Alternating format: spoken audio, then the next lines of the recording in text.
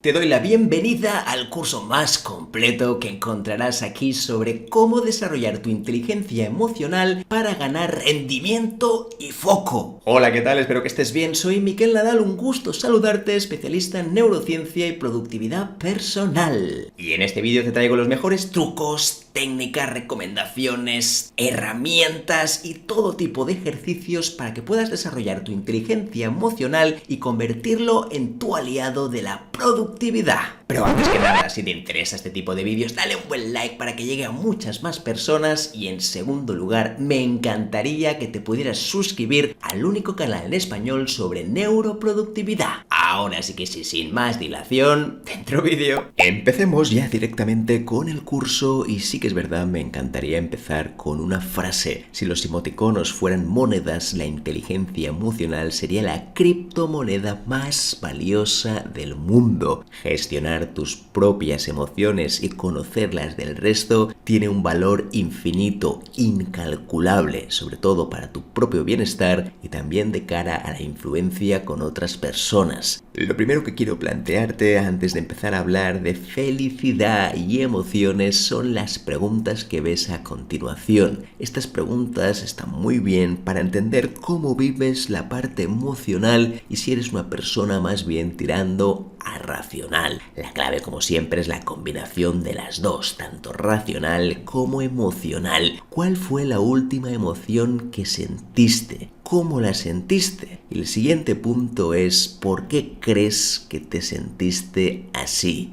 ¿Cómo te sentiste en ese momento? ¿Cómo lo hubieras vivido con otra emoción? Si hubiera sido distinta, en vez de sentir rabia, hubiera sentido alegría, ¿cómo hubiera sido esa situación? Y por último, ¿cómo te sientes ahora que estás pensando con todo lo que sucedió en el pasado? Este pequeño ejercicio inicial me encantaría que lo hicieras, sobre todo para ver el cambio emocional que has tenido y cuando uno está inmerso en una emoción parece que sea infinito, que sea estanco, es como que te vas a quedar ahí, cuando en realidad, cuando lo miras en perspectiva, después te cuesta muchísimo entender por qué no cambiaste antes de emoción. Pues bien, ahora sí que ya entramos en la felicidad y emociones. Ojo con esto, ojo con la tiranía de la felicidad. Todo el mundo nos dice que debemos ser felices y alegres. Esto significa que en cierta manera estamos como obligados a bloquear otras emociones. En realidad, como estás viendo aquí, la felicidad no tiene por qué ser alegría. La felicidad tiene más que ver con la paz interior, saber que estás haciendo cosas que te gustan, entender la incertidumbre, abrazar la tristeza. Todo esto también es felicidad. Como ves también en el segundo punto, la tristeza es perfectamente válida y hay que vivirla, disfrutarla. La tristeza también tiene una función. Todas las emociones tienen una funcionalidad distinta y todas nos quieren ayudar. No hay ninguna que sea destructiva. El problema real es la excesiva intensidad emocional, que es algo completamente distinto. Y el último punto, como estás viendo aquí, la felicidad no es un destino. No podemos alcanzar ser felices porque esto será un proceso en la vida. Así que no podemos esperar picos de felicidad, ya que la felicidad es un cúmulo de cosas que cada uno de nosotros va a definir subjetivamente.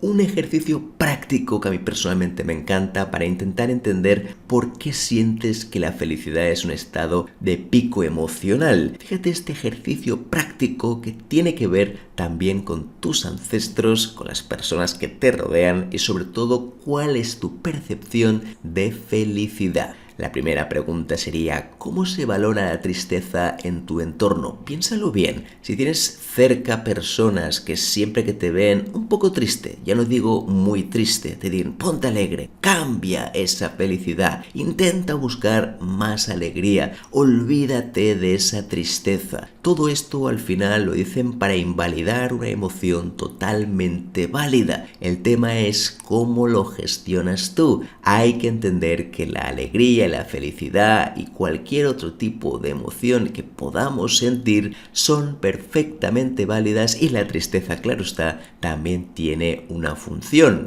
El segundo punto, la segunda pregunta, tiene que ver con el respeto. ¿Se respeta que puedas estar triste? Fíjate que no en todos los entornos se respeta, ya que hay muchísimas personas que cuando sienten esa felicidad, esa alegría, se les valora positivamente. En cambio, cuando es al contrario, cuando hay tristeza o frustración, se les obliga a cambiar de esa emoción hacia una más supuestamente positiva. Recuerda que no hay positividad y negatividad en las emociones. Todas son fantásticas, todas tienen sus funciones. Vigila con las personas que te obligan a cambiar de emoción. Y la última de todas, ahora que hablamos de obligación, tiene que ver con esto. ¿Cuándo te sentiste obligado a estar alegre? En muchísimas ocasiones pasa, muchísimos amigos, familiares nos fuerzan a estar alegres. Y sí, evidentemente es una emoción agradable, pero al final, si no vivimos también las otras emociones, esto va a repercutir después en nuestra calidad emocional, porque sí, existe una calidad emocional, el hecho de haber vivido, entendido y gestionado tus diferentes emociones hará que entiendas mucho mejor cómo funcionas tú, si no siempre estarás abocado a pensar en alegre, en feliz, cuando en realidad tu cuerpo, tu mente no siempre están en la misma emoción. El siguiente punto tiene que ver con la escasez emocional, y es que a duras penas nos sabemos expresar en emociones, nos cuesta mucho encontrar la palabra adecuada, estamos siendo tan capados a nivel emocional y tan contaminados a nivel racional que lo que hace es que siempre pensemos en pura lógica, cuando en realidad nuestra mente, nuestro cerebro tiene como dos formas de pensar. La primera es una parte totalmente lógica y la segunda tiene que ver con una parte emocional. La primera es la que nos han instaurado en todas partes. Al final, cuando uno va a la escuela, cuando uno va a la universidad, todo es razonamiento lógico y por supuesto tiene su función, claro está. Al final la racionalidad nos sirve para entender ciertas cosas de manera cognitiva, para darle datos, para poner información, pero en muchísimas ocasiones, muchas decisiones de nuestra vida las tomamos de manera emocional. Dice por ahí que hay algunos estudios que hablan del 95% emocional y 5% racional. Esto no sabemos de verdad si es así del todo, pero sí que es cierto que en muchísimas ocasiones cuando uno analiza cosas que ha hecho en su vida, verá que no hay una lógica clara. Y aquí podríamos hablar de muchísimas facetas de nuestra vida, que si el amor, que si el trabajo, que si cualquier área que quieras ahora mismo pensar sobre ella. La mayoría de ocasiones hemos pensado en algo de manera puramente emocional. Por eso será importantísimo desarrollar esa abundancia emocional, como veremos en próximos vídeos.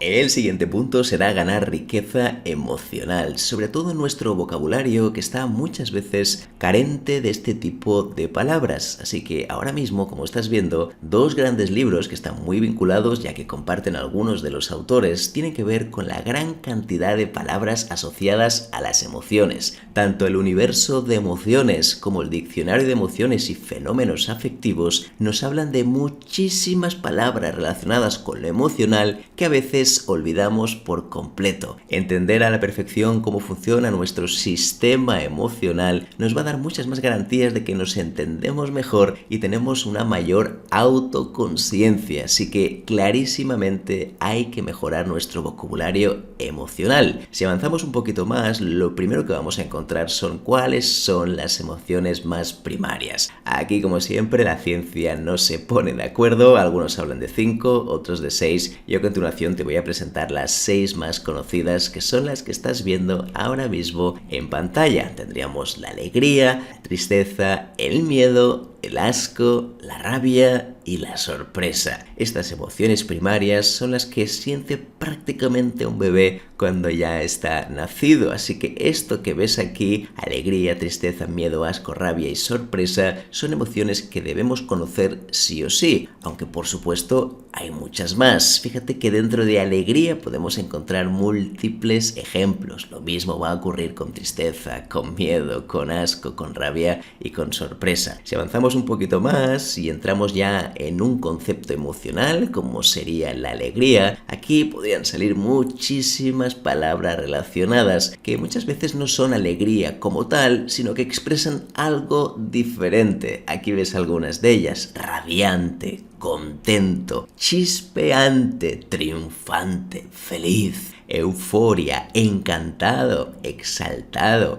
risueño, sonriente, placer, júbilo, regocijo, vitalidad, alborozo, gozo, contentamiento, satisfacción, plenitud, gratitud. Fíjate que una sola palabra emocional, como podría ser alegría, tendría muchos sinónimos emocionales que por supuesto no son exactamente lo mismo, pero nos ayudan a describir mejor esa situación de alegría que estamos viviendo. También podemos hacer lo propio para la palabra y la emoción tristeza. Fíjate la gran cantidad de emociones que están vinculadas a la tristeza y a veces nos quedamos solo con triste, angustia, dolor, desamparado, desgarramiento, pena, pesadumbre, abatimiento, soledad, acongojado, lloroso, desdicha, desilusión, desolación, lamento, desconsolado, desaliento, penumbra, melancolía, aflicción. Aquí, como ves, habría muchísimos ejemplos de cómo podemos llamarle tristeza de 1000 maneras distintas. En cambio, en general, la mayoría de la población sufre de un desgaste emocional porque no sabe comunicar sus emociones con distintas palabras.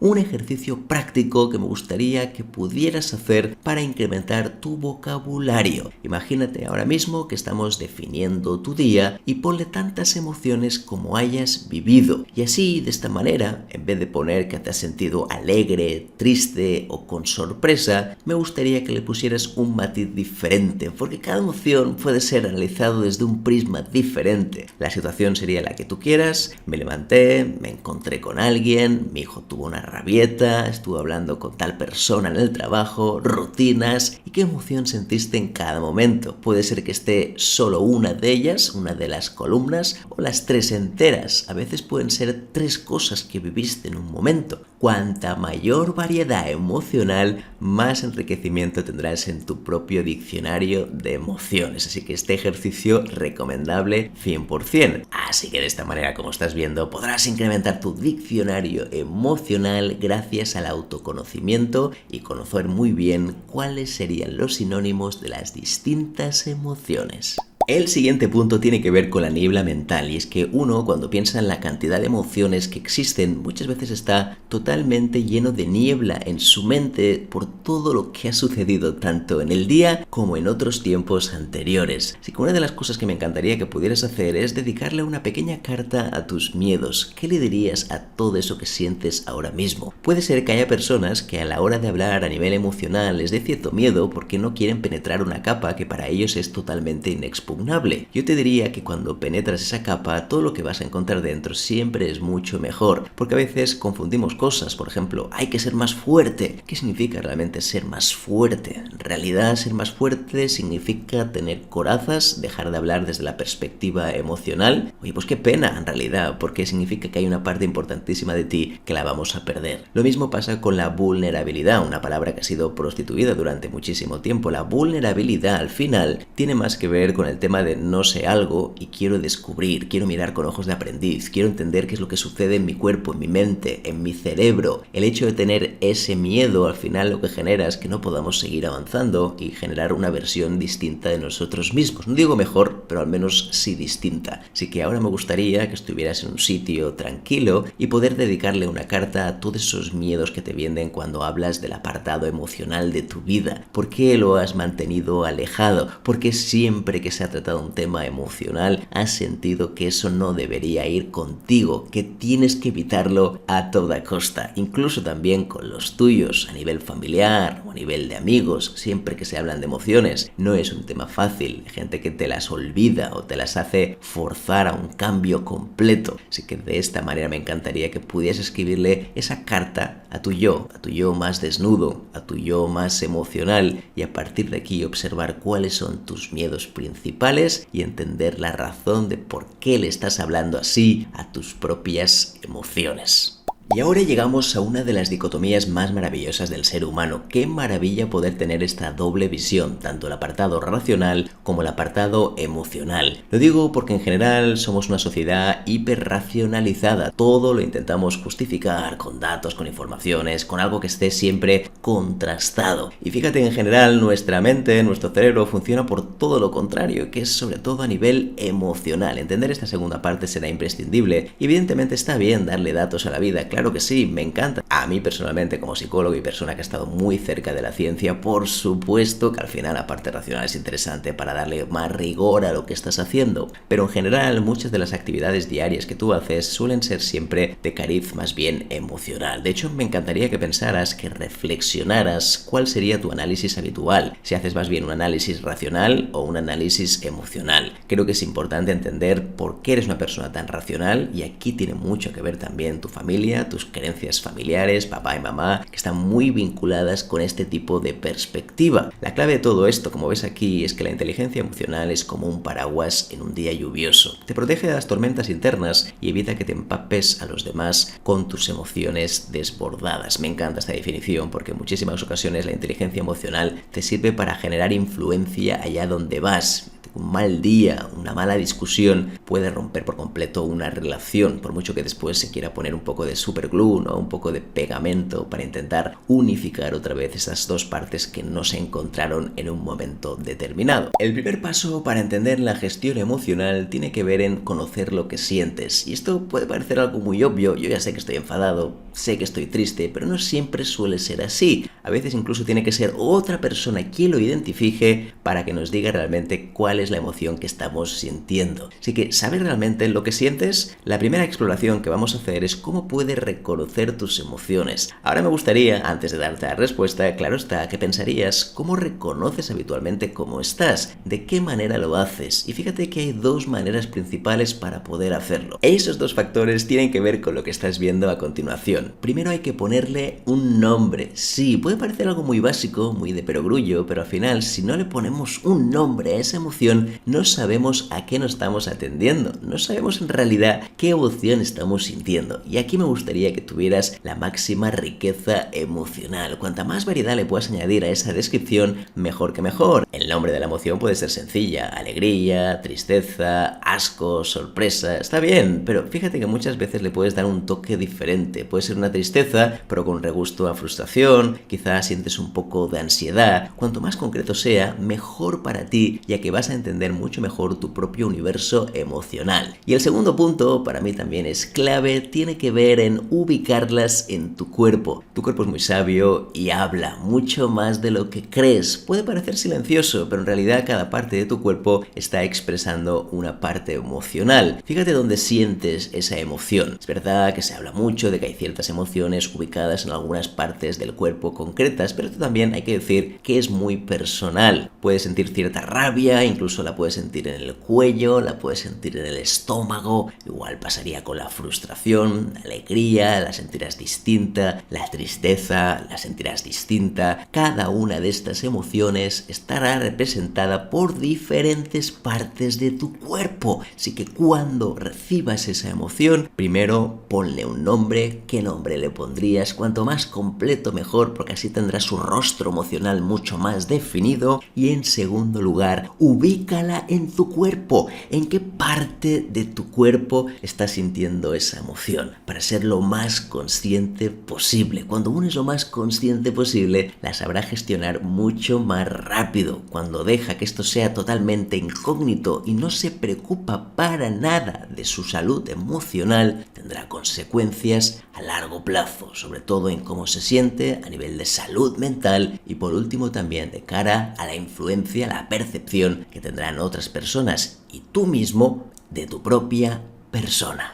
Una vez hayas identificado la emoción en tu cuerpo y le hayas puesto nombre, el siguiente paso será reducirla. Uno de los grandes inconvenientes que tenemos en la gestión emocional es cuando la intensidad se ha apoderado de nosotros. Fíjate que cuando la intensidad emocional es muy alta, ahí es donde perdemos los papeles y decimos cosas que no tocarían. Y es que la intensidad emocional nos puede nublar la vista por completo. Igual que antes hablábamos de la niebla mental, este tipo de intensidad emocional nos va a generar que no sepamos muy bien qué es lo que debamos hacer en cada momento y no podremos tomar una acción más reflexiva y más racional. Fíjate qué interesante, porque aquí estamos mezclando lo racional y lo emocional, y es que en muchísimas ocasiones pensamos que son dos mundos diferentes, y a veces lo son, pero en general uno repercute en el otro. Cuando uno tiene un estado de alta intensidad emocional, lo que ocurre también es que a nivel racional tiene un impacto. No estamos tan lúcidos, no estamos tan pendientes de los datos, del raciocinio, de la cognición, y estamos más pendientes de lo que sentimos dentro. Lo mismo pasa cuando somos 100% racionales, que entonces la emoción la perdemos por completo por el camino. ¿Cómo podemos hacer para reducir la intensidad? Ojo, reducir la intensidad no implica modificar nada, es decir, no implica modificar qué es lo que yo siento, mis creencias, solo es un pequeño parche para que en ese momento te sientas mejor, porque cuando uno siente mucha intensidad emocional, por supuesto, tiene que bajar un poquito antes de tomar cualquier acción. Así que dos cosas muy sencillas que puedes hacer básicamente son la relajación, tanto a nivel mental como muscular, y por supuesto las meditaciones guiadas. Creo que son un gran acompañamiento en esos momentos en los cuales tu intensidad emocional está por las nubes. Aquí en este canal, como verás, hay varios vídeos de meditaciones neurohacking que son para lo siguiente. Hay varias más. Calma tu ansiedad, reduce tu estrés y domina tu mente. De esta manera puedes rebajar tu intensidad emocional gracias a técnicas contrastadas que te van a permitir poder bajar esos ánimos, esa sensación de hinchazón emocional y volver a recuperar otra vez la paz interior.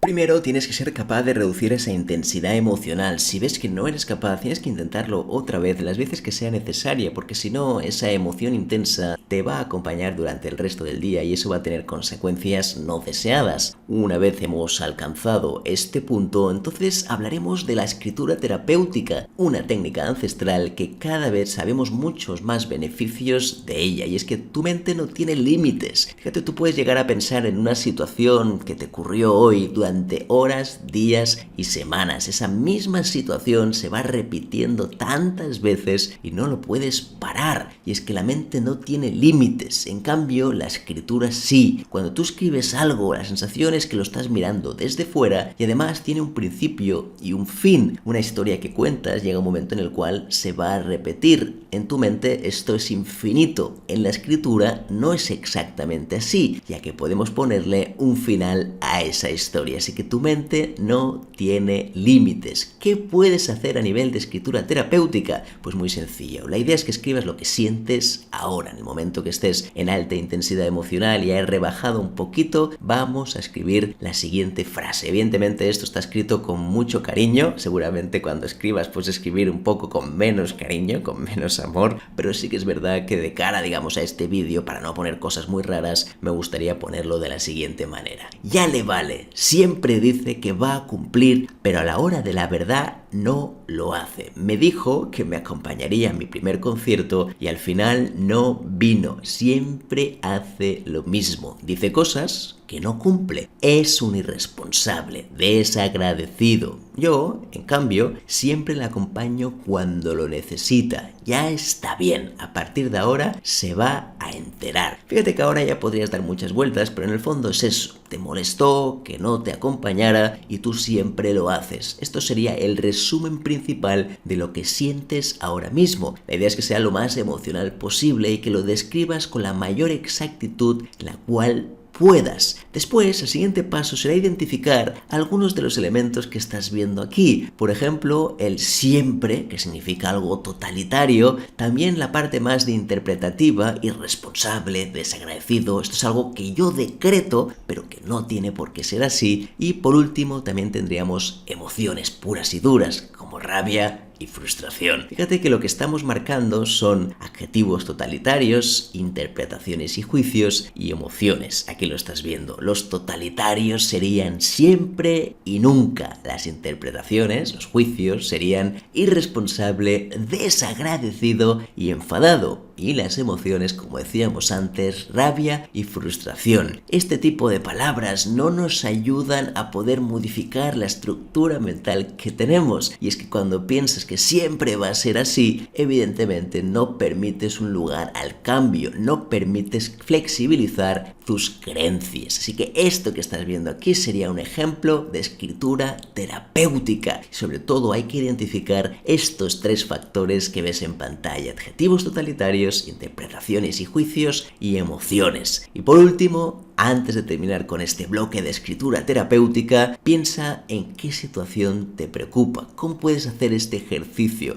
Lo primero, escribe eso que te pase por la mente, esa situación que tienes aquí en mente que está en bucle, que no para de dar vueltas. Segundo, termina el texto cuando repitas la misma situación. Cuando llegues al final y veas que te vuelves a repetir y explicar exactamente lo mismo, podremos dar por concluida ese apartado terapéutico de la escritura. Por último, como ves, identifica las emociones, los juicios y los adjetivos totalitarios y después, que es un poco la pregunta clave, que es lo que vendría ya a continuación, es ¿por qué piensas de esta manera? ¿Por qué sientes estas emociones? Seguramente porque hay creencias detrás. La pregunta es, ¿y qué creencias hay detrás? Pues justamente es lo que veremos en próximos vídeos. Ahora nos adentraremos en el maravilloso mundo de las creencias, algo que fue sedimentado, consolidado de muy pequeño y que no hemos sido conscientes en la gran mayoría de ocasiones. En realidad, solo hay una. Me encanta decir en realidad, porque en realidad solo hay una sola cosa. El resto nos lo hemos inventado. La mayoría de cosas que estás pensando, cómo debería ser tal persona, que si yo debería ir aquí, que si debería conseguir tal meta, que si debería hacer un curso de inteligencia emocional, sea lo que sea, nos lo hemos inventado nosotros. Totalmente. Son cosas que hemos creado nosotros base a nuestras experiencias y sobre todo a nuestras experiencias en las creencias. Y es que las creencias son la fuente de prácticamente todo lo que pensamos. En general, hemos sido inoculados con muchos virus a nivel de creencias que no hemos podido quitar de nuestro cuerpo. La clave de todo esto es ser conscientes y una vez hemos identificado esas creencias, ser lo más flexibles posible. Así que vamos a entrar un poquito más en materia y lo primero que quería comentarte es cómo pasa algo de una situación a una conducta concreta. Y aquí hay una caja negra, que es la caja negra emocional, que es la que iremos desgranando en este capítulo del curso. Lo primero es que siempre va a existir una situación neutra. Cuando hablamos de situación neutra es que es algo que ha pasado y que por ahora no le vamos a dar ninguna interpretación. Cuando una manzana cae al suelo, esto es una situación a priori neutra. Puede tener una explicación científica, pero la situación es la que es. Cuando alguien, por ejemplo, te chilla en la calle, esto es una situación neutra. Después puedes entender que es una persona maleducada, etcétera, etcétera, pero la situación es la que es. Así que situaciones neutras van a haber muchísimas. Alguien te declina, alguien te dice que no a algo, eso también sería una situación neutra. Y después a partir de aquí tú ya puedes pensar, uy, pero esa persona me tiene manía, no le gusto, etcétera, etcétera. Avanzando un poquito más, llegamos a dos factores claramente esenciales, que son los datos y las creencias. ¿Qué significa? Datos es todo aquello que has ido ganando a nivel de experiencia y que tienes como información. Es la información por la cual ves el mundo. Todo lo que ha sucedido sucede porque en alguna vez lo has visto antes. Las creencias, en cambio, son los ideales. Todos los hombres son iguales, todas las mujeres son iguales, todos los jefes son iguales, todo esto son creencias. Y los datos los tienes ahí para corroborar sobre todo y para dar más rigidez a tus creencias. Si avanzamos un poquito más, el siguiente punto ya es el juicio. En base a los datos que tienes y tus creencias generas un juicio y eso es la interpretación. Este juicio no puede estar ni acertado ni equivocado. El juicio es totalmente subjetivo. De hecho, la situación neutra es lo más parecido a la realidad como tal. Si avanzamos más, ahí viene la emoción. Oye, pues cuando yo he sentido que esa persona es una irresponsable, como decíamos en el texto, la emoción que he sentido es rabia y frustración. Y por último, eso va a generar una conducta. Como sentir rabia y frustración, la conducta será ningunear a esa persona, no llamarle más o no contestarle ningún mensaje o incluso también echarle una reprimenda para que esa persona se entere de lo enfadado o enfadada que estoy. Así que la conducta sería la parte final. Por supuesto, todo esto final es un círculo. Muchas veces la emoción genera la conducta y la conducta genera la emoción. No se puede definir de forma lineal. Esto está explicado de manera pedagógica para que se pueda entender mejor. Si entramos ya en el ejemplo, un ejemplo concreto, imagínate que un colaborador no cumplió con una tarea, simplemente venció esa fecha límite. Yo le había dicho el 26 de un mes y resulta que no lo hizo para ese día, sino que lo entregó 3 días más tarde. Vamos a suponer.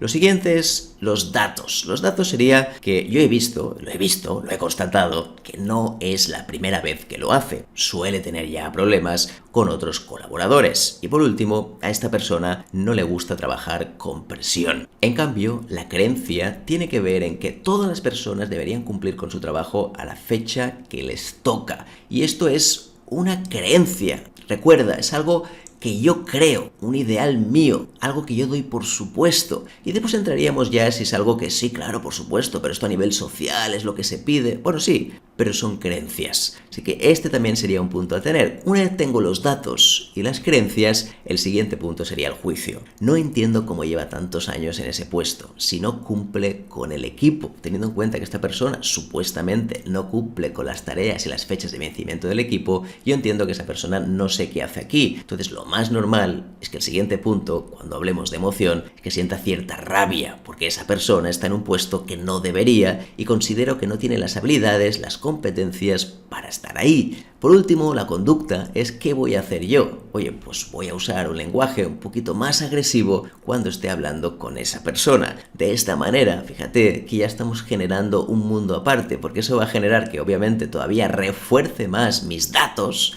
mis creencias, y va a generar otra vez una contrarreacción a nivel de juicio, de emoción y por último de conducta. Esto en realidad, entender esto es clave para que veas de dónde aparece tu bucle mental y entender mejor el ciclo de la emoción. Entrando un poquito más allá, hablaremos de la matriz emocional, que esto sobre todo lo difunden los chicos de conversaciones emocionales, y son 4 puntos. Situación neutra, que será la situación que decíamos antes, esa situación que no tiene juicio, la interpretación de la situación, la emoción y por último la creencia inicial que sentimos. La clave, ¿qué es lo que buscamos? Una nueva creencia de manera más flexible, una nueva interpretación, una nueva emoción y evidentemente esto va a cambiar el próximo ciclo de tus creencias. Vamos a ver un ejemplo que se verá mucho más claro. Empecemos por la situación y vamos a utilizar el mismo ejemplo de antes. Un colaborador no realizó su tarea en la fecha de vencimiento que estaba pactada en el calendario y habíamos quedado para hacerlo tal día y resulta que esa persona no lo hizo. Esto es una situación, no hay más. Esa persona no hizo la tarea que debía hacer en esa fecha. Perfecto. La interpretación que yo le puedo dar es que esta persona no es válida para nada para realizar su trabajo y por supuesto no merece su puesto, su posición laboral. El siguiente punto es ¿qué emoción siento? La emoción que voy a sentir es rabia. Claro que me da rabia que cada vez que una persona se rompa ese contrato de la fecha de vencimiento, yo voy a pensar que esa persona al ser no válida, ¿por qué voy a sentir alegría? Al contrario, voy a sentir rabia, incluso un poco de frustración. La clave, y esta es la gran pregunta que queremos ir ahora, es ¿cuál es la creencia que está detrás? ¿Qué es lo que quieres sentir? ¿Por qué sientes de esta manera? Y fíjate que no solo tiene por qué ser una creencia, puede haber muchísimas más. Cuando entramos ya en la creencia, ahí entramos en los totalitarismos que veíamos antes en el ejercicio de escritura terapéutica. Todo el mundo debería cumplir siempre con sus obligaciones. Fíjate que aquí he puesto unos porcentajes que pueden ser útiles para entender la magnitud de la rigidez. Claro está que no todo el mundo piensa siempre 100%, 100%, pero solo que sea un elevado porcentaje ya tiene una rigidez muy alta en esa creencia. Todo el mundo, 100%, todas las personas, deberían cumplir siempre, 100%, todas las personas, con sus obligaciones. Todo aquello que se proponen, que dicen que van a hacer, todas aquellas promesas que dicen, aquellos compromisos, deberían hacerlos al 100%. Esto, obviamente, cada vez que sientas que pasa una situación similar y que la fecha de vencimiento no se cumpla, si tienes esta creencia tan rígida, lo más normal es que el ciclo sea muy similar, esta matriz se cumpla a la perfección, ya que vas a sentir que esa persona no merece ese puesto y después vas a sentir rabia. La clave está en disminuir esa intensidad emocional porque no te ayuda. Además, la vida tiene algo muy sabio y es que te va a repetir la misma situación tantas veces como sea necesario hasta que te des cuenta que debes flexibilizar tu creencia. La pregunta sería entonces, ¿cómo flexibilizamos nuestra creencia? Y fíjate que la clave para hacerlo fácil está en los números. Sí, en el 100%. Aquí, como ves, hay algunas personas que no cumplirán con sus obligaciones. Vamos a poner a algunas personas, un 20%, por ejemplo, puedes poner la cifra que quieras, 15, 30, 40, 40, 5, que tú quieras, no cumplirán con sus obligaciones profesionales. El hecho de flexibilizar esa creencia nos ayuda muchísimo a ver que hay posibles opciones, que hay más vida. Y eso también nos va a ayudar después a la hora de interpretarlo diferente, a sentirlo diferente y que cada vez que hay una situación nueva, evidentemente también lo sintamos de una manera diferente y se retroalimente esa matriz emocional. Ahora bien, esto no es un tema de escribirlo y ya está. Hay que sentirlo de verdad. Por lo tanto, cuando esto suceda, tu interpretación puede ser ligeramente distinta. Cuando alguien no cumpla con la fecha de vencimiento, la interpretación podría ser: oye, en esta ocasión me tocó con uno de esos 20% de colaboradores que no cumple con sus obligaciones. Es una forma de darle una justificación emocional a lo que está ocurriendo. Aquí lo que buscamos no es dar una parte racional, que es lo que deberíamos hacer. No, lo estamos haciendo todavía mucho más fácil. Entender que hay personas que lo van a hacer y otras que no. Por mucho que insista, por mucho que ponga 1000 opciones para que esta persona lo haga. Fíjate que cuando yo siento esta interpretación, de manera automática la emoción no será la misma. La intensidad emocional de la rabia será bastante inferior y es probable que sintamos una especie de aceptación. Quizá no completa, porque esto es lento, no podemos cambiar de creencias así fácilmente. Si fuera tan fácil, no tendríamos tantos problemas a nivel mundial. Fíjate que muchas guerras, muchos conflictos vienen de creencias totalmente distintas, la mayoría de ellas hiperrígidas. Así que la aceptación debería ser uno de los puntos finales, porque la aceptación está muy fusionada con la paz interior. Con eso que decíamos antes de la supuesta felicidad, porque al final cuando hay aceptación es más fácil que al no tener intensidad emocional sientas más ese estado feliz, ese estado de autoconsciencia, de plena consciencia, que nos ayuda a estar mucho mejor con nosotros mismos. Ahora bien, seguramente alguno de vosotros, alguna de las personas que está escuchando esto, ya está pensando en qué soluciones le puede dar a este asunto. Y evidentemente esto es la matriz ya más racional. ¿Qué es lo que podemos hacer después una vez nos haya sucedido esto? Pero antes de nada hay que entender que lo primero viene en la gestión emocional y después obviamente vendría en la parte emocional. Si te fijas, ya entrando en la parte más racional, hay unas preguntas que nos podríamos hacer. ¿Tengo datos objetivos que me indiquen que esta persona no suele cumplir con estas fechas? Oye, he visto cosas ya, por lo tanto tengo datos. Esto se vendría después, una vez después hayamos entendido la parte emocional. Otra pregunta podría ser: ¿conozco su situación laboral o personal en su departamento para conocer el nivel de sobrecarga que tiene? Así también podemos, justificarle un poquito más o entender qué es lo que hay detrás. ¿Hay alguna parte de su puesto que no conocemos o realmente conocemos todas las funciones? ¿Dónde estamos? ¿En qué punto estamos? Esto nos va a dar pistas sobre cómo se siente esa persona. ¿Qué podrías haber hecho tú? Yo también tengo que pensar en qué podría hacer yo para mejorar que esto no suceda. Oye, podría haberse hecho algo personal, podrías haber creado una herramienta, podrías haber avisado a esa persona. En fin, seguro que siempre hay micro cosas pequeñas que podemos aplicar. Y lo último de todo es: ¿hay algún criterio que hayas seguido para identificar a esa persona como alguien que no merece su puesto laboral? ¿O es una interpretación libre que tú has hecho por una fecha de vencimiento o por 2 fechas de vencimiento? Esto es la gestión racional,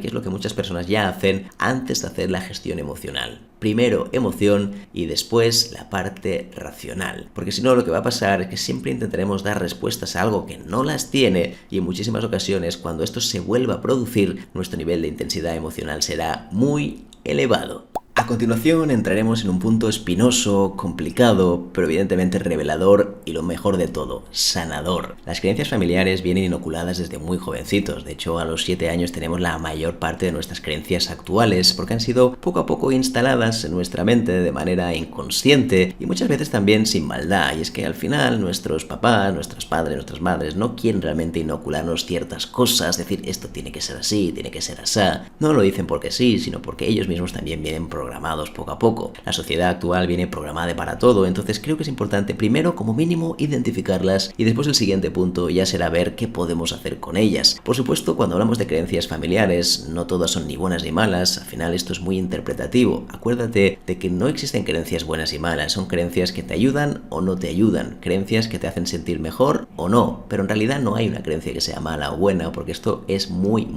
interpretable. Así que entrando un poquito más en materia, la pregunta de todo esto es, oye, ¿en qué áreas influyen estas creencias familiares? Pues te puedes imaginar que prácticamente en todas. Todas estas que estás viendo aquí, relaciones, amor, responsabilidad, compromiso, normas, trabajo, contribución, ocio, dinero, riesgo, comunicación y espiritualidad, influyen en todas de una manera inconsciente que no nos lo creemos. ¿Cómo puede ser realmente? ¿Cómo puede influir tanto? De hecho, tendrías que pensar, y esto es muy importante que lo hagamos, como verás a continuación, un ejercicio práctico para que veas cuáles son las creencias familiares que hay detrás y intentar buscar una nueva creencia siempre que consideres que sea necesario. Si ya estás cómoda con esa creencia, entonces no haría falta, por supuesto, flexibilizarla o cambiarla. Como ves, aquí tendríamos algunas áreas, no las he escogido todas, sino que tendrías solo algunas de ellas, y después tendríamos dos columnas a continuación. En creencia familiar, la idea es que pienses, oye, trabajo, siempre me han dicho que debería trabajar mucho. Entonces ahí pienses cuál es esa creencia. Siempre me han dicho que si no trabajo de tal cosa puedo tener una consecuencia. Perfecto. Relaciones, lo mismo. Siempre me han dicho que tengo que estar con una misma persona, que no puedo fallarle nunca, que siempre tengo que estar al límite con esa persona. El amor, lo mismo, exactamente igual, ¿no? Hay ciertas creencias, algunas de ellas que no son muy agradables, otras menos, pero la idea sobre todo es que en el amor, ¿cuáles son las creencias familiares que hay? ¿Qué es lo que se habla en casa sobre amor? ¿Deberíamos hacer cualquier cosa? ¿Hay que aguantar cualquier cosa? Fíjate que hay muchísimas, a veces encubiertas, a veces no tanto, que tienen que ver con ese vínculo, con ese área del amor. Lo mismo sucedería con la moralidad. Oye, hay que hacer esto o lo otro, las normas, en definitiva. El dinero, lo mismo. Ojo, que el dinero es malo, el dinero es bueno, hay que conseguir más dinero, tienes que ganarte la vida en ello, no, hay que trabajar de esto, de lo otro. Responsabilidad, compromiso, exactamente igual. Tienes que comprometerte siempre hasta el final, tienes que ser una persona que pase de todo. Seguro, estoy convencidísimo que en tu familia todo esto se ha hablado durante muchísimo tiempo y que hay creencias familiares. La clave está, si hay alguna creencia en la cual te hace sentir una alta intensidad emocional y que esto no te termina de ayudar, intenta buscar siempre una nueva creencia un poquito más flexible. Así que este ejercicio te va a ayudar mucho a identificar tus creencias familiares y sobre todo entender un poquito más por qué piensas así y por qué sientes estas emociones de manera constante. Que hay una parte familiar muy importante que debemos rescatar y tener en cuenta, y una vez la tengamos analizada y lo más importante, identificada, después ya buscaremos nuevas vías, alternativas para manejar esas situaciones y flexibilizar nuestras creencias.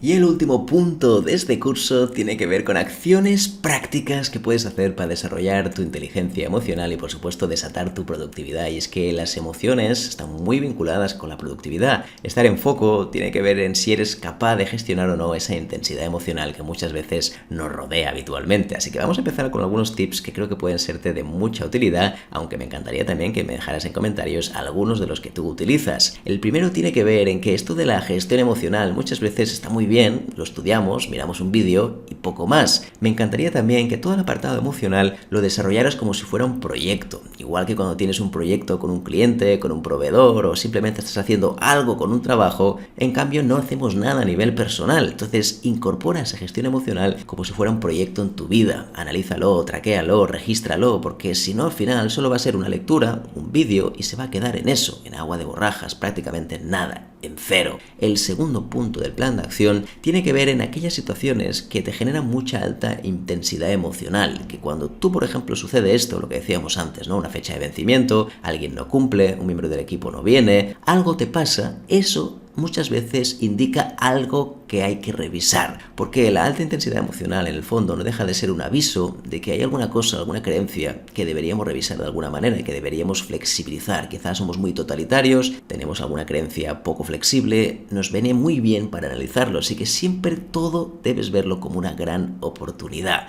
Otro de los puntos tiene que ver en que está muy bien rebajar la intensidad emocional, como veíamos antes, ¿no? Con meditaciones neurohacking, con por ejemplo algún tipo de relajación, con algún tipo de deporte, pero no te quedes ahí. Muchas personas cuando sienten ese alta, elevada intensidad emocional se van a hacer un poco de deporte, caminan, se relajan, pero después no trabajamos lo que hay detrás, porque si no se va a producir otra vez y tendrás que ir a correr otra vez, tendrás que ir a hacer deporte otra vez. El deporte no soluciona nada, es decir, simplemente lo que hace es rebajar esa intensidad emocional y oye, viene genial, pero si queremos ir un poquito más allá y sobre todo ver lo que hay detrás, intentar solucionar cuál es la raíz de todo esto, deberemos trabajar un poquito más esa situación e irnos sobre todo a la creencia que hay detrás, gracias a la interpretación y también por supuesto a la emoción. Siguiente punto tiene que ver en que hay que separar la gestión racional de la emocional, de verdad. Yo sé que cuesta, porque en general cuando uno piensa en un problema emocional ya está intentando buscar soluciones. Deberíamos hacer esto, probar lo otro.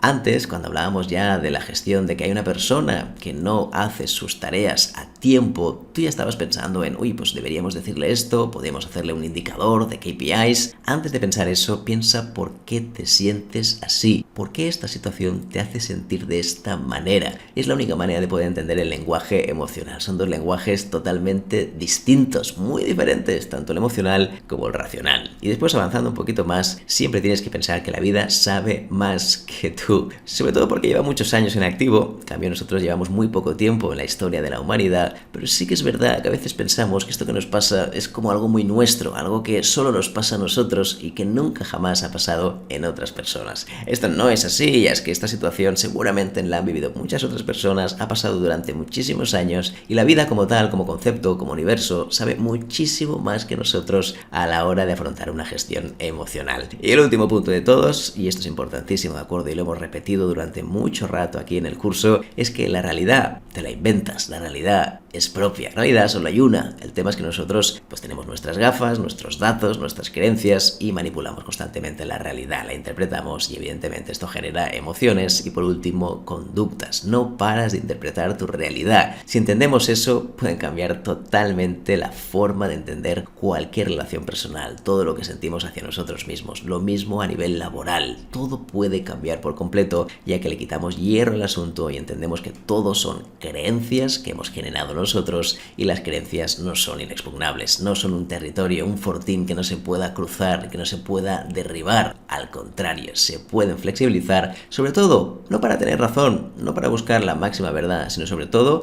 para que tú puedas estar en paz interior y eso te ayuda también a tener una vida con mucha mayor plenitud. Seguimos todavía con más tips de plan de acción. Aquí hay más, esto no se termina. Las emociones son etiquetas, no realidades. Acuérdate que al final cuando identificamos una emoción concreta, en el fondo es una etiqueta. No significa que esto sea así, no significa que esa persona me genere asco, me genere rabia o frustración. Son cosas que creamos en un momento concreto que nos ayuda sobre todo a entenderlo. De hecho, muchas emociones en realidad son producto de nuestra imaginación, ya que nosotros pensamos de una manera concreta y lo que hacemos es trasladarlo a nivel emocional. Así que no etiquetes a nadie por una emoción concreta, no te etiquetes a ti mismo por emociones concretas que estás viviendo, totalmente natural y además son transicionales, van cambiando y no pasa nada, absolutamente nada. Otro punto tiene que ver en que, por favor, ya que hemos hablado tanto de diccionario emocional, igual que tenemos diccionario para otras cosas de nuestra vida, para otras facetas, también podemos encontrar la manera de enriquecer este vocabulario emocional con multitud de palabras que existen al respecto. Y lo último de todo, la gestión emocional no es un tema ahora de hacer un ejercicio, de un proyecto. Esto hay que repetirlo y probarlo, experimentarlo durante toda tu vida. De verdad, lo digo porque pensamos a veces que con un ejercicio, un curso y ya está. Esto es como cualquier profesión, como cualquier habilidad personal. No podemos dejar de hacerla si queremos tener siempre nuestra mejor versión. Así que desarrollar la inteligencia emocional será clave y en este curso, como hemos visto, estaría el vínculo también de la inteligencia emocional con la productividad. Es que al final cualquier cosa que intentemos hacer cuando hay una alta intensidad emocional nos será muy difícil poner foco y evidentemente esto tendrá consecuencias. Así que este sería el plan de acción que puedes cumplir para desarrollar tu inteligencia emocional. Déjame terminar con una frase y diría: el karma emocional existe. Trata a los demás con empatía y compasión y recibirás una playlist de buenos sentimientos en tu corazón.